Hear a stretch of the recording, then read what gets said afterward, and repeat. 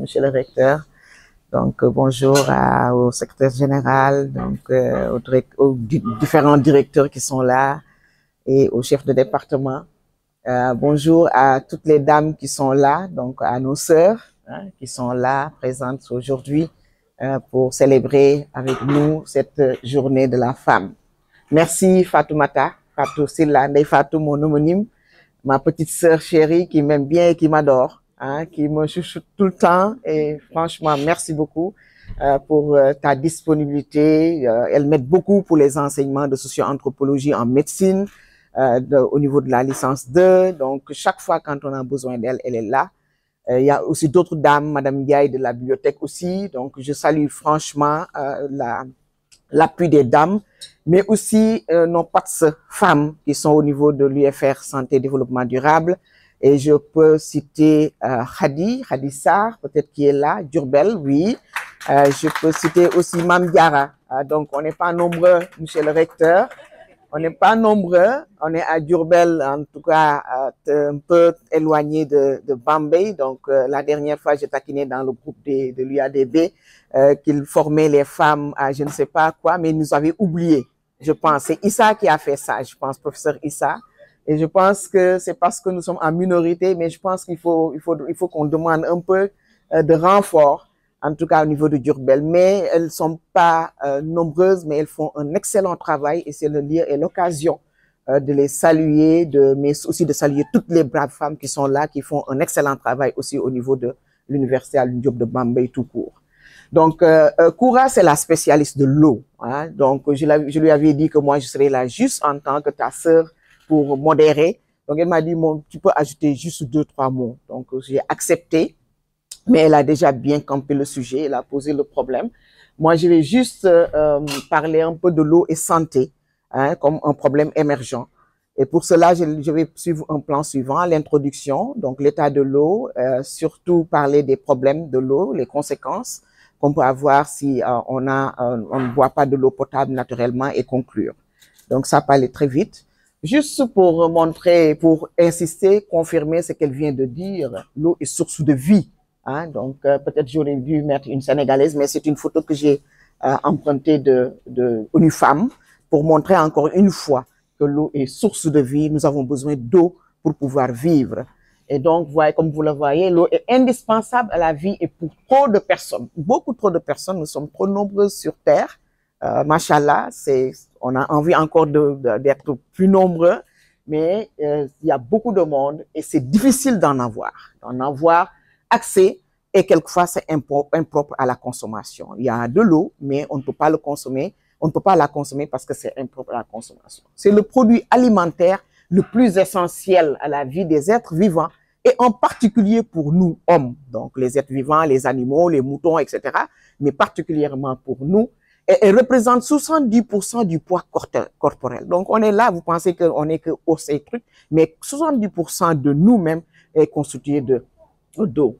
Et donc, ce qui fait qu'aujourd'hui, l'OMD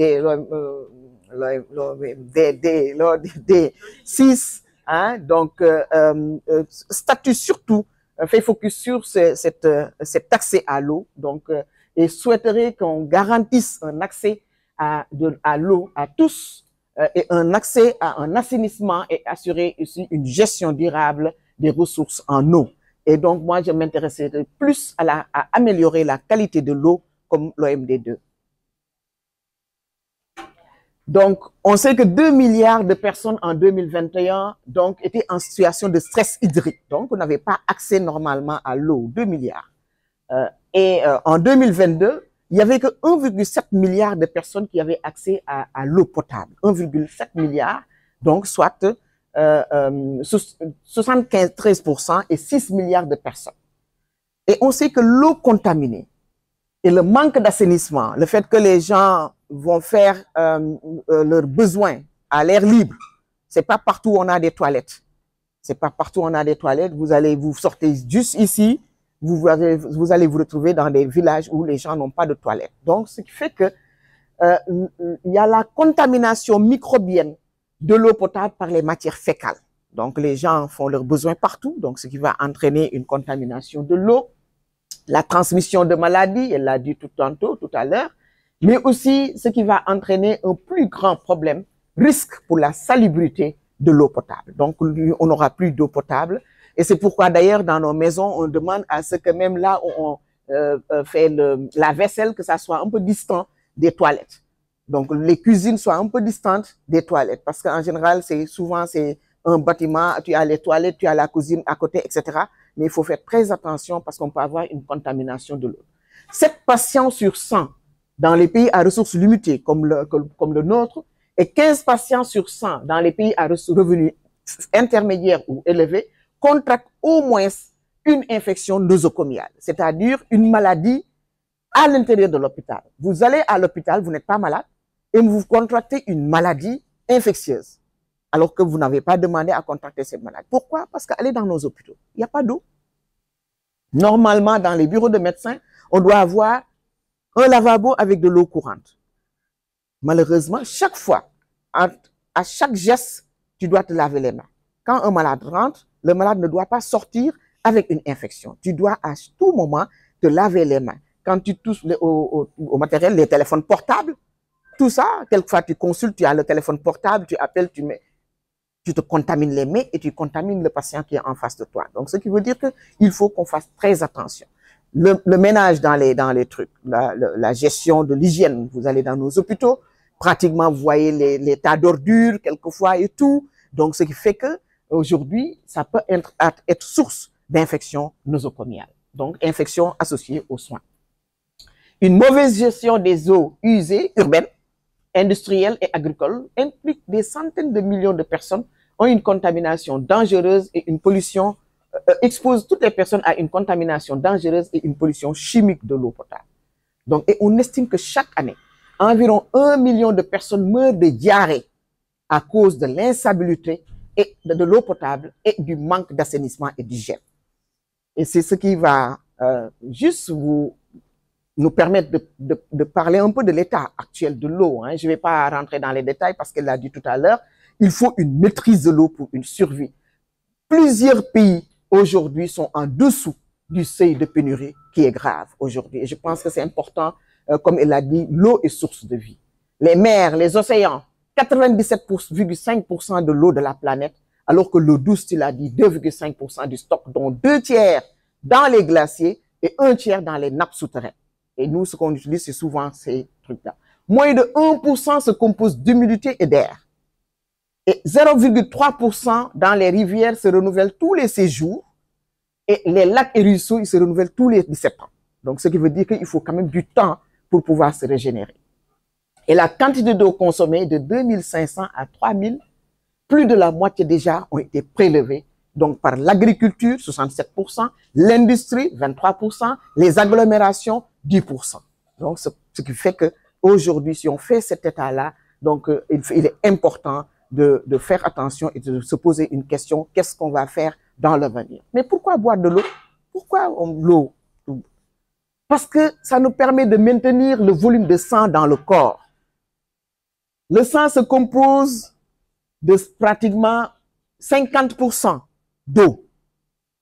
Le sang, notre sang, 50% d'eau. La salive, le niveau de la salive est composée de 90% d'eau et permet de faciliter l'absorption. Quand vous mangez, quand vous avez une sécheresse dans la bouche, donc on a besoin que ça mouille.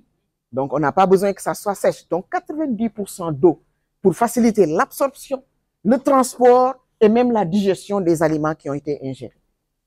Et aussi, l'eau permet de réguler la température du corps. Comment? La température corporelle normale du corps se situe entre 36 et 37 degrés. Ça, tout le monde le sait. Mais le système de régulation thermique se fait par l'intermédiaire de la transpiration. Quand vous marchez, hein, vous transpirez. Donc, il y a un contrôle qui se fait. Mais il faut savoir que la fièvre, le fait que la température augmente, du corps augmente, l'exercice physique, le fait de courir, etc., de mener des activités, l'exposition à la chaleur, ici il fait excessivement chaud à Bambey, ou au soleil font naturellement monter la température du corps.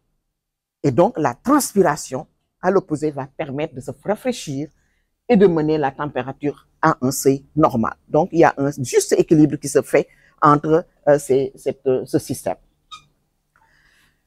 Et pourquoi? Parce que l'élimination des déchets se fait par l'urine. Tout le monde sait que ce sont les reins qui font l'épuration. Et donc, par l'intermédiaire du rein, on élimine les déchets au niveau métabolique et toxique de l'organisme. Quelqu'un qui n'a pas des reins qui fonctionnent, c'est quoi? C'est l'insuffisance rénale. Vous voyez qu'aujourd'hui, on a 1000 personnes qui sont sous dialyse. Et la dernière fois, avant-hier, on disait qu'il y a 2000 personnes qui attendent d'être dialysées parce qu'on n'a pas assez de machines pour les brancher. Donc, ce qui veut dire qu'il est extrêmement important de boire de l'eau pour avoir des reins qui fonctionnent normalement pour pouvoir épurer donc tous les toxiques qui sont dans l'organisme et pour éviter d'avoir une insuffisance rénale.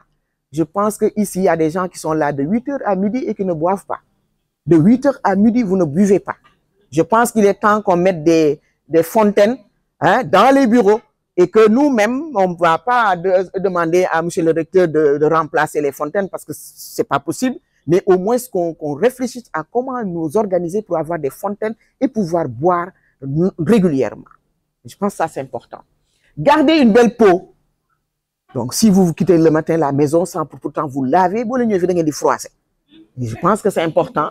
Gardez une belle peau, d'avoir la peau lisse, etc. Mais surtout, de résister aux agressions extérieures. Une peau qui est lésée, c'est bonjour les infections. Je pense que c'est important de nettoyer la peau régulièrement, mais aussi de garder la peau propre pour éviter ces agressions extérieures, pour éviter le dessèchement. Quand après vous vous hydratez, le lait que vous mettez là, il y a de l'eau. Vous vous hydratez pour éviter que la peau soit sèche. Donc, les craquements, etc. Et pour éviter de vieillir. Toutes les belles dames qui sont là n'ont que 8 ans pour moi. Donc, il n'y a personne qui a plus de 10 ans ici. Parce que quand on vous voit, on sait que vous vous occupez de votre peau. Vous avez des peaux lisses. Machallah, j'ai vu que tout le monde pratiquement, donc c'est vraiment crème naturelle. Donc, machallah. Moi, je suis fan de la Kaaba, quoi. D'accord. Voilà. Il faut naturellement boire au moins 1 litre à 1,5 litre d'eau par jour. Il faut le faire. Donc, si vous ne le faites pas, après, à partir de 45 ans, 50 ans, c'est bonjour le problème. Je pense que c'est important. Il faut commencer à le faire.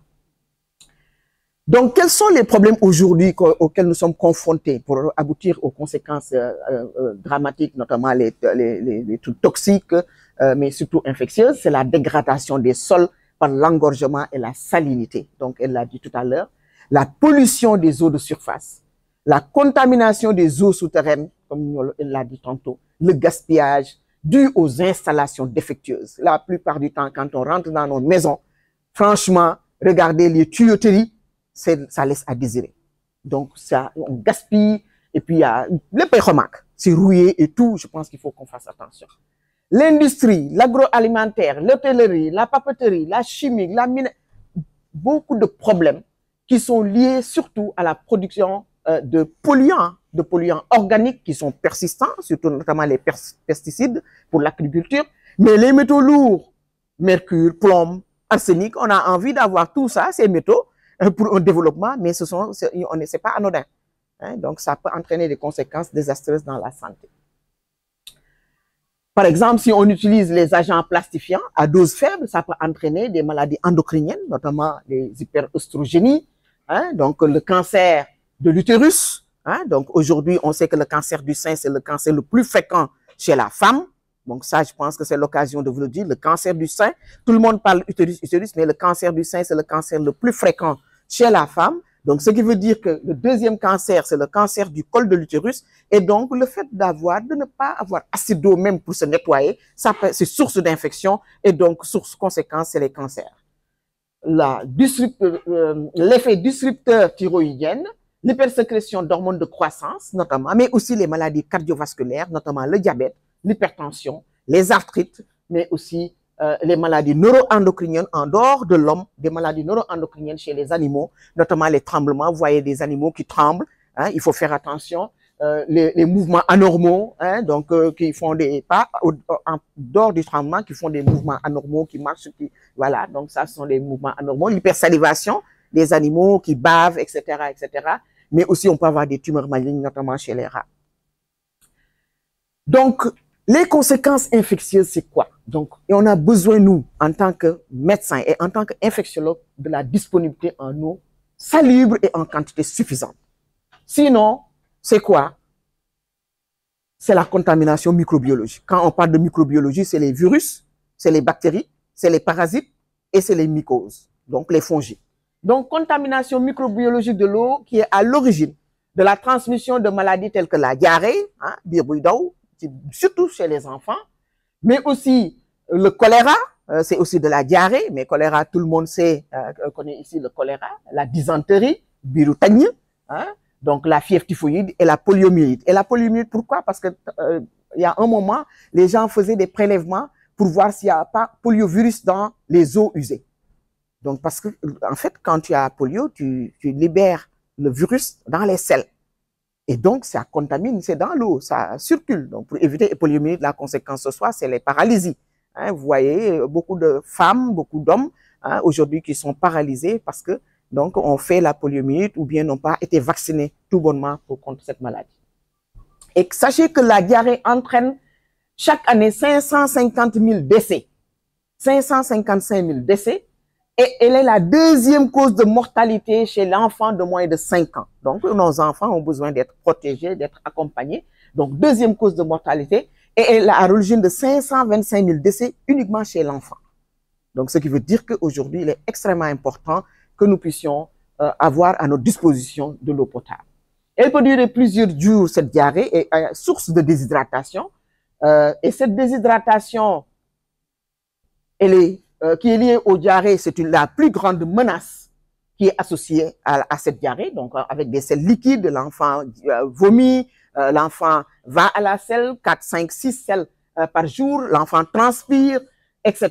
Avec aussi des fuites. Cette fuite hydrique va entraîner une perte de sodium, de chlorure, de potassium et de bicarbonate qui sera à l'origine donc de la sévérité de cette déshydratation. Et ça, je vais vous laisser les 3 degrés de déshydratation qui peuvent être sévères chez un enfant qui est léthargique, donc qui a les yeux qui sont enfoncés, donc vous pincez au niveau de l'abdomen, le pli reste pendant au moins 3 secondes. Donc un enfant qui est, comment on dit ça en Wolof encore, koulapar. Quand vous voyez l'enfant lapar, parce que la diarrhée, donc quand tu perds de l'eau, après tu perds tout, 70% d'eau, quand tu les perds, après tu n'as plus, c'est comme un sac de riz qui est vide, voilà. Donc, la déshydratation modérée, c'est surtout l'agitation, l'irritabilité. Donc, l'enfant qui a soif, qui te demande tout le temps à boire, ça doit vous alerter. Maman de maman de maman de ça, il faut se dire qu'il y a quelque chose qui se passe. Les yeux qui sont enfoncés, comme les alpolars, hein, c'est très joli, mais quand vous voyez votre enfant qui n'a pas en général cette morphologie, quand vous voyez les yeux enfoncés, il y a quand même une perte quelque part, qu'il faut vérifier. L'absence de déshydratation, c'est quand il n'y a aucun signe. Donc là, vous pouvez être tranquille et savoir qu'il n'y a pas de déshydratation. Et donc, juste pour revenir sur ces images-là, pour vous montrer encore une fois de plus, hein, donc, toutes ces maladies sont liées à l'insalubrité. Hein. Donc, vous voyez ici, ça, c'est un tronc d'arbre. Au niveau des troncs d'arbres, il y a des trous. Et au niveau de ces trous, il y a souvent de l'eau qui stagne, surtout durant la saison des pluies. Mais bonjour les moustiques. Et le paludisme va venir, on va le voir tout à l'heure. Hein? Donc la dengue va venir, mais les maladies diarrhéiques, vous voyez les pneus. Donc je pense qu'aujourd'hui, à partir de maintenant, l'environnement doit faire un link avec la cellule genre pour que s'il y a ici des pneus qui sont là, derrière, etc., qu'on essaye d'enlever tout cela pour éviter que les eaux ne stagnent au niveau de ces pneus, mais aussi même les canettes qu'on utilise et qu'on jette. Donc ça aussi, quand les gens font l'arrosage et tout, l'eau peut stagner au niveau de ces canettes et donc peuvent être source de prolifération de moustiques. Ici, vous voyez cette image. Donc les gens, quand ils n'ont pas à boire, sont obligés de boire de l'eau qui est à leur portée. Vous voyez l'eau qui est la couleur de l'eau. On nous a appris en CE2 que l'eau est incolore et inodore. Cette eau-là n'est pas incolore du tout. Hein? Donc je pense que c'est extrêmement important. Ça, c'est la même chose, hein, les pneus, mais aussi surtout, ce qu'elle a dit tantôt, là, les canaries, où on conserve l'eau, mais aussi les bidons, là, les bidons de 100 litres, etc., où on conserve l'eau, surtout dans les villages, etc. Donc, ce sont des récipients qui gardent l'eau pendant au moins 2, 3, 4, 5 jours. Et malheureusement, c'est vrai que les gens mettent aquataps et tout, mais le problème qui se pose, c'est que le fait de garder l'eau, il y a quand même les algues qui se multiplient et tout. Et malheureusement, les gens peuvent le laisser pendant 1 semaine, 2 semaines, sans pour autant refaire même désinfection, en fait, de mettre les aquataps régulièrement, ou bien les filtrer, ou bien mettre tout bonnement goutte d'eau de javel. Parce que aquataps, ça coûte quand même 1000 francs, je pense. Donc, et je pense que tout le monde n'a pas à sa portée 1000 francs. Donc, l'autre conséquence, c'est quoi? Donc, c'est le développement des maladies parasitaires, donc les maladies tropicales négligées, donc la bilharziose, hein, donc les maladies aiguës et chroniques. Et nous nous sommes rendus compte que 250 millions de personnes en 2021 avaient besoin de traitements préventifs. Aujourd'hui, on est obligé de donner des traitements préventifs parce que vous allez au niveau du fleuve, donc là-bas, les gens utilisent les marigots, etc., donc pour pouvoir même laver le linge, etc., et donc sont en contact direct avec les crustacés et tout ça, ce qui entraîne la bilharziose, donc avec les maladies qui sont des maladies urinaires, hein, donc bilharziose, tout le monde sait, donc avec ce qu'on appelle la chaude-pisse, les enfants qui pissent du sang. Les insectes vivent et se reproduisent dans l'eau et sont vecteurs de maladies comme la dengue, le paludisme, comme nous l'avons dit tantôt. Et certains d'entre eux se reproduisent de préférence dans une eau propre. Par exemple, pour le cas de la dengue, c'est pas les eaux sales, c'est dans l'eau propre. Donc, ce qui fait qu'il faut fermer les canaries, etc., dans l'eau propre, et les conteneurs d'eau pour la consommation des ménages, donc peuvent servir de gîte larvaire. Donc, l'inquiétude pour l'avenir, c'est quoi? C'est la croissance démographique. Donc, il faut le dire, il faut oser le dire. Donc, nous sommes assez nombreux sur Terre et les choses ne suivent pas. Le réchauffement climatique, il fait excessivement chaud. Nous sommes au mois de décembre, janvier, février, mars, on n'a pas eu de chaleur. Ces derniers temps, on n'a pas eu de fraîcheur. C'est ces derniers moments qu'on a eu un peu de fraîcheur. L'instabilité sociopolitique des régions qui ont plus besoin d'eau. Les régions où il y a la guerre, dans nos continents, dans nos pays, donc c'est dans ces régions où il y a la guerre et c'est dans ces régions où la population est plus pauvre, hein, et c'est dans ces régions où la population a besoin d'eau. Le gaspillage, donc fait par les habitants des bidonvilles, quand tu viens à Bambey, les gens vont rationaliser l'usage de l'eau. Mais quand tu vas à Dakar, les gens ont tout, hein, fleurs et tout, etc. Donc 5 à 19 litres d'eau par jour, je pense qu'il faut qu'on essaye de rationaliser. Les ménages à revenus intermédiaires ou élevés vont consommer 50 à 150 litres, là où d'autres vont consommer moins de 50 litres, moins de 20 litres. Les modifications liées au comportement humain. Les barrages, c'est important sur le plan économique, effectivement. Donc, il y a tout ce qui est irrigation, etc., l'agriculture.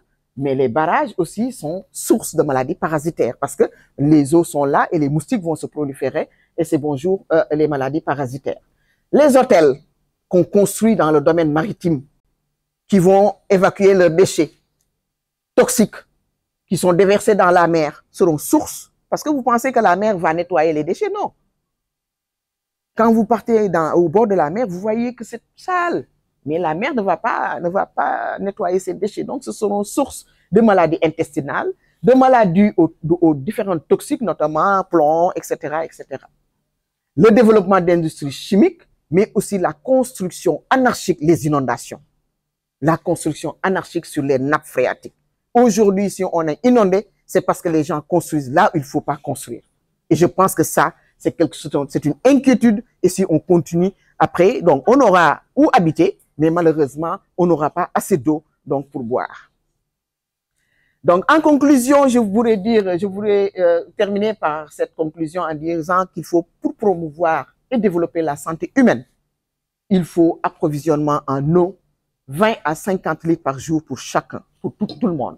Un assainissement du milieu, un assainissement et un aménagement des territoires, un drainage des eaux, donc que les eaux usées soient drainées, éviter de construire au niveau des zones inondables, revalorisation des espaces urbains. Donc ça aussi, c'est extrêmement important. Il faut aussi planter des arbres, hein, pour qu'on puisse avoir de l'oxygène, parce que le sang aussi doit transporter l'oxygène, a besoin de d'eau, mais a besoin d'oxygène pour le transport.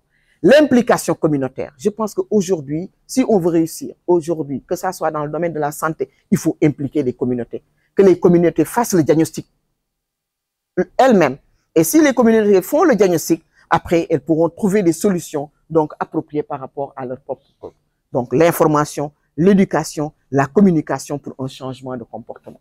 Le développement durable, donc si on essaye de promouvoir tout ça, on va arriver à un développement durable au niveau des pays et donc développement durable qui va entraîner un bonheur au sein de toutes les populations et je pense que c'est tout ce que nous recherchons actuellement. Donc Antoine, je vais terminer par cette assertion d'Antoine Saint-Exupéry qui disait que l'eau, tu n'es pas nécessaire à la vie. Donc si je le dis, les gens vont dire mais l'eau, tu n'es pas, pourquoi l'eau n'est pas nécessaire à la vie? Non, l'eau, tu n'es pas nécessaire à la vie, mais tu es la vie. C'est l'eau qui est la vie et comme elle l'a dit tout à l'heure, l'eau c'est la vie, la femme c'est la vie. Nous vous remercions de votre attention.